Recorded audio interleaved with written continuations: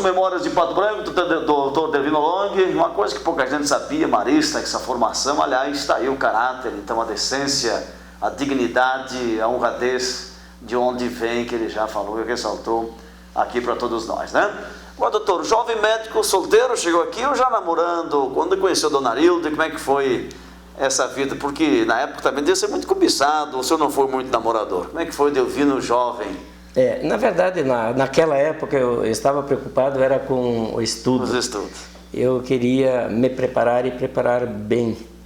E eu tenho me esmerado muito e não tem me sobrado muito para recreações, passeios e, como você diz, para namoros. Namoros, né? É a vida. Como eu conheci a minha esposa?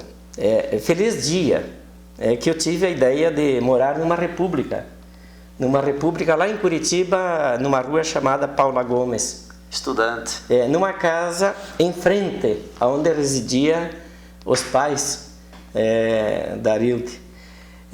Não sei se você recorda, numa casa em que morava o Carmaia, um hipnotizador famoso.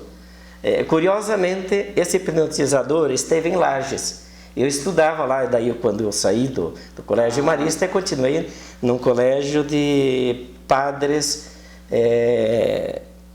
padres capuchinhos, né? Tá. Dessa mesma congregação que nós temos aqui. E lá estive em Lages e um dia o Carmaia veio fazer uma apresentação num cinema em Lages. Novidade, Novidade. Eu fui, sentei na primeira fila e esse Carmaia, um homem que se vestia de preto, me chamou a atenção. Eu deveria estar embasbacado com ele e ele me chamou para o palco, né? Para ajudar, né? Ele queria hipnotizar alguém. Aí ele olhou e deve ter me visto lá olhando. Esse aí está que se presta para isso. Aí então ele fez uma apresentação e eu queria dizer curiosamente, porque eu fui morar lá na casa dele. Um ano depois, eu estava morando... Em razão desse dia? Não teve, foi uma coincidência fantástica. Porque daí nós então fundamos uma república, era na casa desse senhor, né? Me chamou a atenção. Conta um pouquinho desse dia, quem era essa figura, Carmaia. Para a gente conhecer o senhor subiu no palco, o que aconteceu? O senhor chegou a ser hipnotizado? Eu comento às vezes, falando para as pessoas, tinha tanta gente que eu não vi como não cooperar. Como é que eu não poderia cooperar lá com o homem, né? Se eu não cooperasse, eu pensei, vai ser um vexame tanto para o homem. Coitado, né? Então, mas eu recordo que eu não dormi coisa nenhuma. Meu Deus. Eu não dormi, mas ele ficou encantado, me agradeceu. Vejam aí o poder, mas eu acredito na hipnose, né? Mas naquele dia, ele, na verdade, não conseguiu me fazer dormir. Só foi um artista. Fui um artista, me prestei.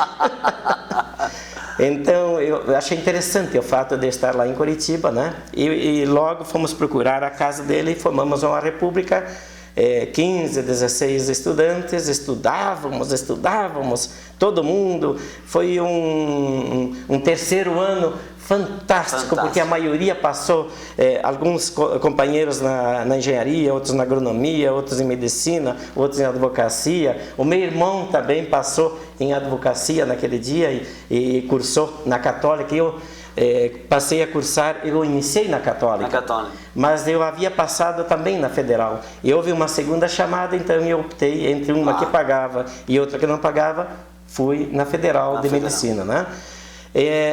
Belos dias. E então, como estávamos falando da minha esposa, ela era naquela época muito jovem. E eu acredito que foi numa festinha de São João, ou uma comemoração, e que ela estava também fazendo parte junto com a irmã dela e outras pessoas que estavam na República, né? Deve ter me chamado a atenção. Atenção, claro. E eu devo ter pensado, eu vou namorar com esta aí. Amor à primeira vista. Amor à primeira vista. Aí passou-se algum tempo e eu me recordo que um dia eu pedi se ela queria namorar comigo. E eu até brinco com ela. Na rua, assim, não? Eu vou pensar, vou falar com minha mãe. Ah, não foi na primeira? Não foi, não. Naquela época era assim. Mas depois, logo depois, estávamos namorando e 3 ou 4 anos depois casamos. E eu vim para Pato Branco recém-casado e recém-formado. Viemos então, inicialmente, como havia dito, em Bom Sucesso. E depois, o senhor já veio casado? Eu vim casado de Curitiba. Como é que foi? Foi negociado? Ela concordou? Porque ela é curitibana. O senhor já era um pouco do interior, né? Vacaria, moinho, roça, terra. É outro fato interessante, porque ela nasceu em Capinzal, Santa Catarina. Capinzal, lá em Ouro, Capinzal. Ouro, Capinzal. E depois foi morar lá no norte do Paraná, em Rolândia. E os irmãos dela também estudaram, né? E vieram para Curitiba em função disso, né? Certo. Ela tem 2 irmãos médicos, um irmão dentista. Ela também, o meu sogro e minha sogra faleceram. A minha sogra até recentemente faleceu aqui em Céu Azul, né? No hospital do meu cunhado. E, enfim, nós lá casamos e eu casei na Catedral, hoje é Catedral lá de Curitiba, né? Conheço lá. É um fato interessante que no final do ano passado... a batina do Dom Pedro Fedalto. Exatamente. Eu era seminarista com aquela licença. E ele era o bispo quando ele estava queimando. Na hora de parar, eu me concentrei numa coisa, eu lembro lá. Então, no final do ano, nós comemoramos o dia do casamento e nós um dia, eu convidei a minha esposa, vamos lá para a Catedral? Porque hoje é um dia que nós temos que comemorar. Era o último dia, 30 de dezembro, né? Uhum. Vamos então na igreja onde nós casamos, né? E fomos lá, conversamos com o padre, foi uma surpresa, 40 anos de casamento com a minha esposa, né? Então, esta é a história com a minha 40 anos recentemente? Recentemente, no final do ano passado. No final do ano passado. E comemoramos na igreja lá onde nós casamos, em Curitiba. Que maravilha, né? Interessante. Só não lembrou do padre ainda, eu lembro do padre que fez o casamento. Eu não lembro, não tenho lembrança. Eu às vezes comento lá que foi a minha esposa acha que foi outro, então, né? E as crianças nasceram aqui? E nasceram aqui em Pato Branco. O Dalton nasceu em São Lucas e a Luciana também nasceu. E dos 2 eu fui o parteiro. O senhor fez o parto? Eu fiz o parto dos 2, né? Como é que é essa tranquilidade para poder fazer o parto do próprio filho? Hoje eu fico me indagando se eu teria hoje coragem de fazer. Eu não faria isso, com certeza. Mas naquela época eu entendia, e o profissional antigo, eu acredito que os meus colegas concordam comigo, nós fazíamos tudo. E não se admitia que não se soubesse fazer algum procedimento médico. Atender então gestante, atender criança, porque naquela época não havia especialidade, operar baleado, operar úlceras perfuradas, efetuar ali as colecistectomias, fazíamos tudo.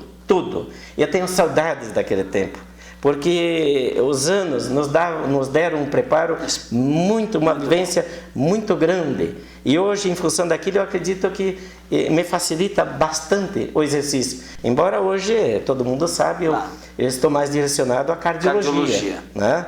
Então eu me dedico mais, mas fazíamos inicialmente tudo. E veja, só para colocar aqui, quantos atendimentos eu fiz em Pato Branco, eu estava esses dias a pensar. Se eu estou há 38 anos, 39 anos aqui em Pato Branco, 4 anos, não sei quanto, foi um período de prefeitura, que eu não trabalhei, de folga, de férias, na medicina. Então são 34 anos. Se eu atendo em média 30 pessoas dia, 10 meses são 3.000, 12 meses 3.600. Multiplique por 34 anos, 35 anos. Nossa. São em torno de 150 mil atendimentos que eu prestei aqui em Pato Branco e, logicamente, para a região. Né? Quer dizer, na medicina nós temos já uma história, né? Com certeza, é uma fábrica. Porque o médico da família, essa dedicação, poucos faziam isso. O senhor ficou conhecido, quando se fala do Dr. Delvino, ele vinha na minha casa. Essa humildade sua, esse despojamento, como isso é o amor mesmo à profissão? Eu acredito que assim, hoje mesmo atendi uma senhora de 98 anos. 98 anos. O sobrenome dela é Dalbello. Essa família deve me permitir citar o nome dela. Certo. Aqui no bairro Bortotti. Hoje estive lá na casa dela. É uma alegria muito grande atender as pessoas. Essa senhora quer que o senhor venha atender em casa. Eu falei, vou. Se não for possível antes do almoço, eu vou depois do almoço. Lá estive para atendê-la. E ela me conhecendo, a família me convidando. Isso é gratificante. Isso eu acredito que isso seja realmente amor à profissão. Né? A profissão, né? Amor à profissão. Isso eu tenho conservado sempre, tenho atendido quando me convido. Claro que eu também tenho dificuldade de sair do consultório, há clientes esperando e coisa assim, mas às vezes numa emergência, dão licença, existe uma emergência talvez um pouquinho maior, eu rapidamente vou, atendo ou no final do expediente ou no intervalo dos atendimentos, antes ou logo depois do almoço, eu vou até a residência e tenho atendido, né? Eu conversei com o Anacleto Guzella também, que tem um carinho extraordinário. Uma grande família, né? O Anacleto. Pessoa, é um herói. É um herói, né? É um herói. A situação dele nós sabemos, né? É uma pessoa fantástica. Sempre que sou chamado, eu tenho atendido ele. E eu atendo com muita alegria. Agora, doutor Delvino, nestes atendimentos, por exemplo, é um pouco eu falava antes de sacerdócio, porque às vezes a presença do senhor já é um lenitivo. Como médico, como é que vê essa questão psicológica da presença? Isso ajuda muito, né? Sem dúvida nenhuma, influencia muito. Muito, né? Porque a gente tem constatado e observado que a pessoa às vezes já tinha recebido alguns atendimentos, mas a pessoa faz questão pela familiaridade. Pela familiaridade. Então eles se sentem bem, eles estavam, digamos assim, a gente na hora da chegada, muito mal, conversando um pouco, muitas vezes poucos remédios já estava resolvida a situação, né? Então o psicológico funciona muito. Claro que nós temos na medicina os medicamentos que atuam, são indispensáveis, mas eu vejo hoje nos jovens, os profissionais de hoje, sem desmerecê-los, porque eles estão muito bem preparados. Mas eu acredito que, às vezes, o auxílio da tecnologia falta um pouquinho de alma no atendimento. Falta um pouquinho de alma. E eles atenderem com carinho, penetrarem no sentimento lá do paciente, ajuda muito. E o resultado sempre é outro e muito melhor. Como é que era fazer medicina em 68, 69 em Pato Branco? O que tinha? Tinha UTI, não tinha centro cirúrgico? Como é que era naquele tempo? José Aldir, você me dá uma oportunidade de dizer que nós procurávamos fazer o melhor. Nós operávamos, atendíamos, prestávamos todo tipo de atendimento. Eu tinha essa liberdade de comentar com meus colegas mais antigos, Dr. João, Dr. Ivo, Dr. Yaroslav, quem sabe esteja até me ouvindo, né? Vamos dar para ele o CT. Nós íamos operar... Fazer com ele também uma memória. Vamos contar as histórias dos médicos. Seria importante. Íamos operar e não morria paciente. Morria, claro, fatalidades existiam, mas nós fazíamos anestesia, a cirurgia, muitas vezes por falta de profissional, o auxiliar era uma pessoa da sala, né?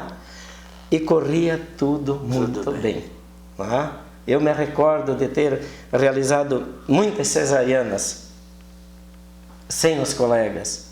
No susto? Hoje, claro que não seria prudente, não seria aconselhável, seria até passível de uma repreensão. Claro que tem que ter a coparticipação do anestesista, mas naquele tempo nós não tínhamos e nós fazíamos tudo. Eu atendi parto com luz de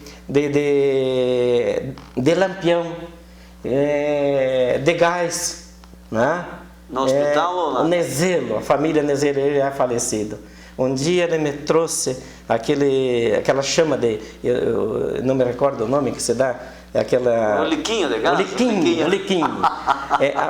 Eu usava isso. O liquinho. Então, nós, no dia que ele trouxe a esposa dele, eu acredito para fazer parto, ou que fosse uma filha, eu não me recordo exatamente, eu me lembro que ele, doutor, eu tenho o Liquinho e eu vou buscar, e nós fizemos o parto com o Liquinho, né?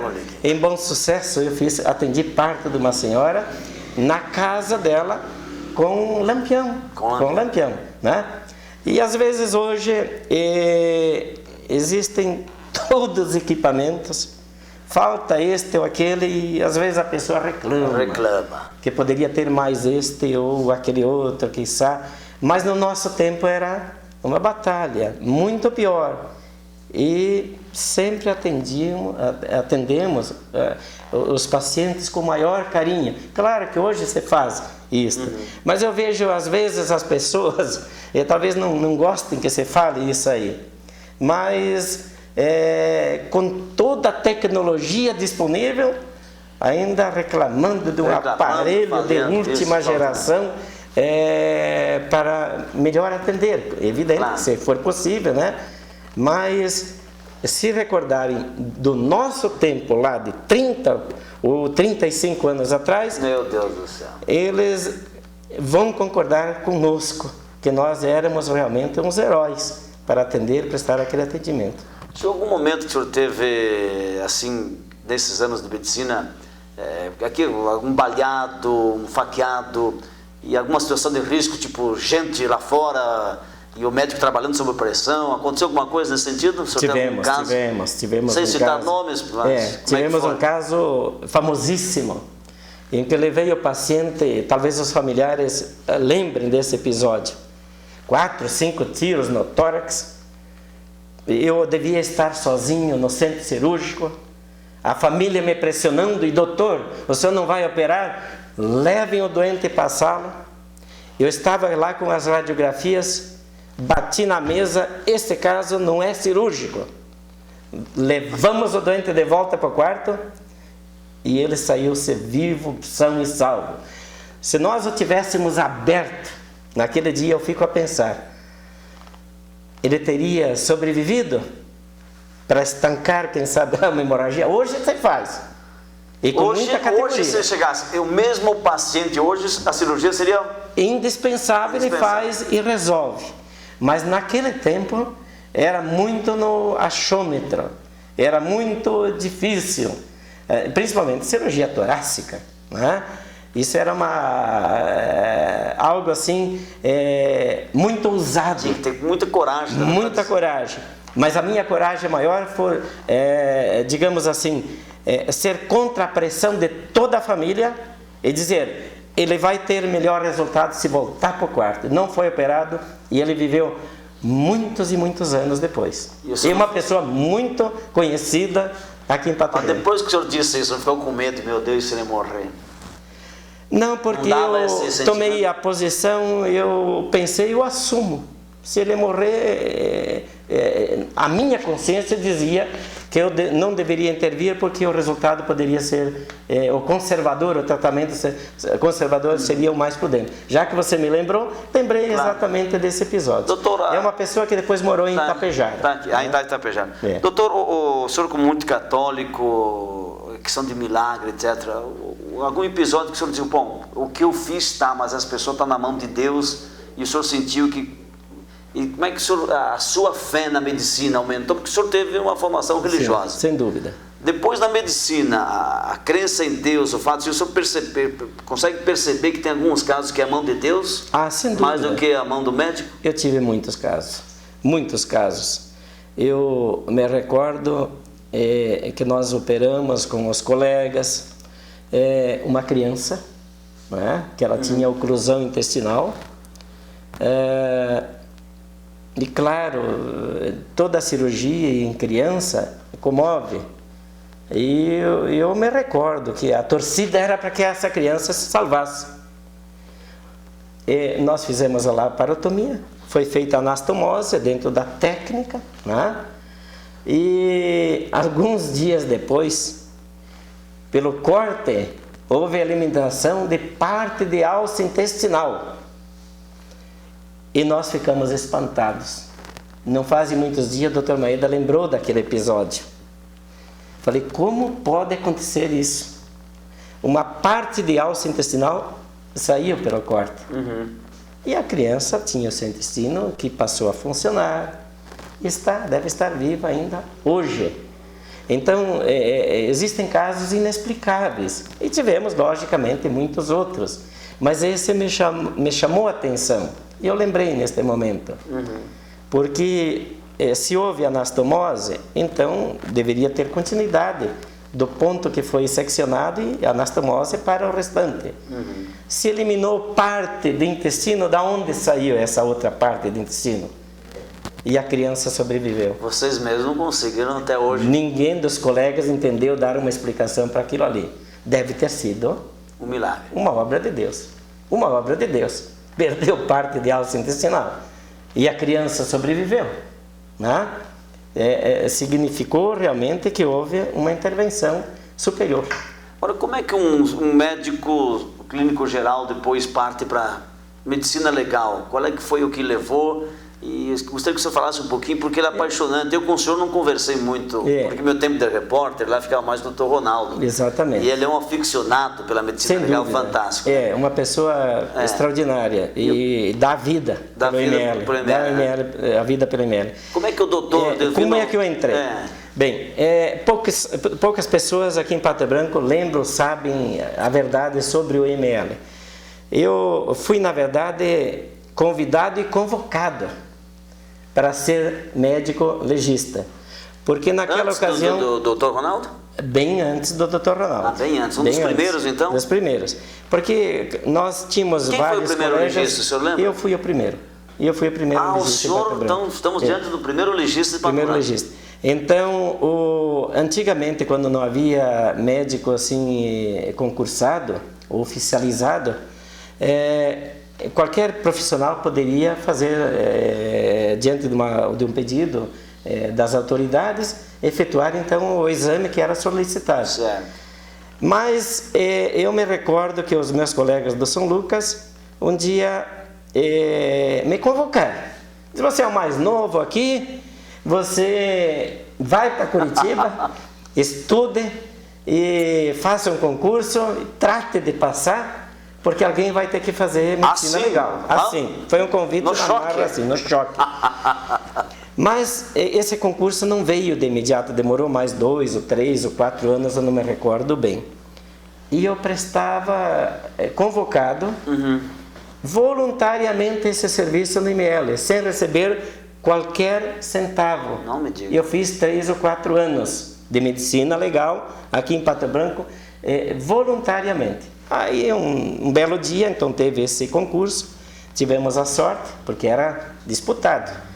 Passamos e passei então a exercer a atividade lá. Precisa, é um trabalho assim, melindroso, vamos dizer. Melindroso. Tem que se ter uma certa vocação, porque aquilo, na verdade, psicologicamente traumatiza sempre. Não acostumei até hoje, né? Nós recebemos... Até hoje nós não acostumamos. Eu não acostumei.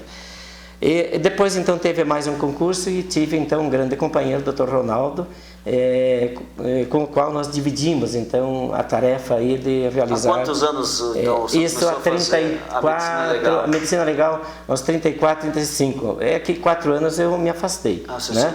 Então, mas há uns 34, 30, eu estou em vias de me aposentar, na verdade, né? Lá do Instituto Médico Legal. E vai se aposentar ou vai continuar? Não, eu devo. Eu acho que a minha contribuição como voluntário eu já fiz, né? E lá na medicina legal, teve algum momento, porque hoje está em voga, por um lado, uma tristeza, aquela do caso da Alexandre Nardoni, da menina. Exatamente, né? Mas por outro lado, nunca o Brasil se voltou tanto para a medicina legal e a necessidade, a questão da perícia, da técnica. Sem dúvida nenhuma. O senhor, em algum momento, o seu trabalho ajudou a elucidar algum crime? O senhor lembra de algum episódio que... Eu acredito que os trabalhos efetuados na medicina legal sempre ajudam, sempre ajudam. A autoridade judiciária, ela se baseia nas informações que nós colhemos no exame. É lógico que nós lá colhemos os dados, colhemos material, mandamos para a criminalística, para o anatomopatológico de Curitiba, e eles nos dão o resultado, nós anexamos aos laudos que nós efetuamos, descrevemos as lesões, o causa-mortes, né?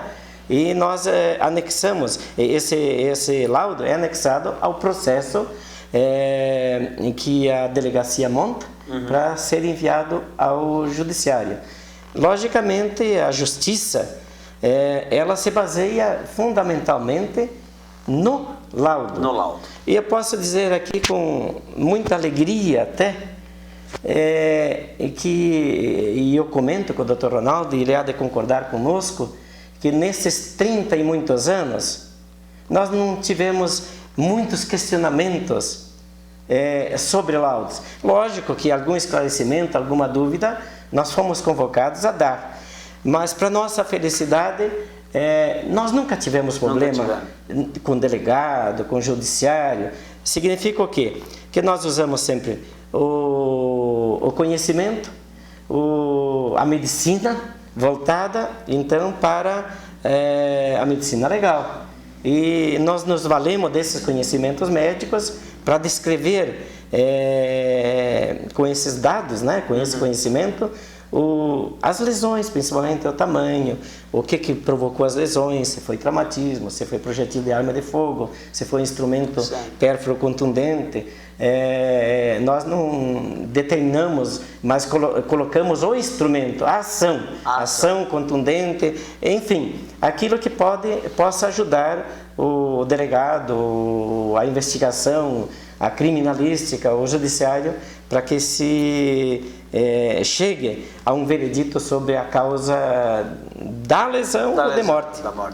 Doutor, só uma opinião sua, eu me recordo que em 77, quando foi construído o prédio, 77, 78 do ML, tinha lá no lado também Instituto de Criminalística. Exatamente. Estava lá aquelas letras de bronze, né? Exatamente. E hoje tem alguma coisinha, Francisco Beltrão. Qual é o seu sentimento como médico legista que viu aquilo nascer, deve ter lutado como profissional? Sem dúvida. E que aquele prédio não foi subutilizado e não aconteceu. O que houve no decorrer? É de lamentar, porque o Instituto Médico Legal, eu acredito que em função da necessidade, nós muitas vezes, sem qualquer aspiração política, nós nem sabíamos o que era política no início, nós reivindicamos que teríamos que ter um local próprio, adequado, iluminado. Que era um avanço em 77 com já. Todo instrumental para fazermos exames bons. Porque muitos anos nós fizemos os exames na beira da estrada, no asfalto, no mato, né? Debaixo de escadas de delegacias, em os locais os mais inconvenientes, mais impróprios possíveis. E perigosos, às vezes. Perigosos. Depois nós tivemos então o Instituto Médico Legal construído. Hoje eu acredito que ele está bem montado. Temos o mínimo indispensável, falta alguma coisa, mas temos o mínimo indispensável. E o andar de cima estava determinado à criminalística. Lamentavelmente, não sabemos por que razão, ele nunca aconteceu aqui em Pato Branco. Foi um pecado que estava... Exatamente, foi uma grande, eu acredito, falha dos governantes de nós não termos aquilo já no passado. Seria interessante. Hoje, me parece, eu li alguma coisa que existe já algum trabalho nesse sentido. Mas ato de heroísmo pioneiro, como mais ou menos o senhor fez. Eu acredito que é um trabalho nessa natureza também, né? Nós vamos para o último bloco e daí vamos falar, temos algumas ondas, né, como se diz, das mudanças de Pato Branco. Uma delas foi o prefeito Greff, o prefeito Delvino Long há de concordar comigo, nas aberturas, tirou a igreja do Morro, a Plainó Praça, etc., e deu uns contornos para a cidade. E hoje Pato Branco vive a UTFPR, vive momentos auspiciosos na educação, porque teve um momento decisivo. Uma grande conquista. Delvino, médico, pioneiro da medicina legal, médico de família, como prefeito de Pato Branco. Um grande legado para a nossa história e que fez a diferença e que faz até hoje. Um pouquinho sobre isso também, porque não podemos passar sem falar um pouco também da sua inserção na política, que faz parte, como é que o senhor se sente hoje, a satisfação do que o senhor fez, o seu mandato e o Delvino Long político em Pato Branco. Voltamos já.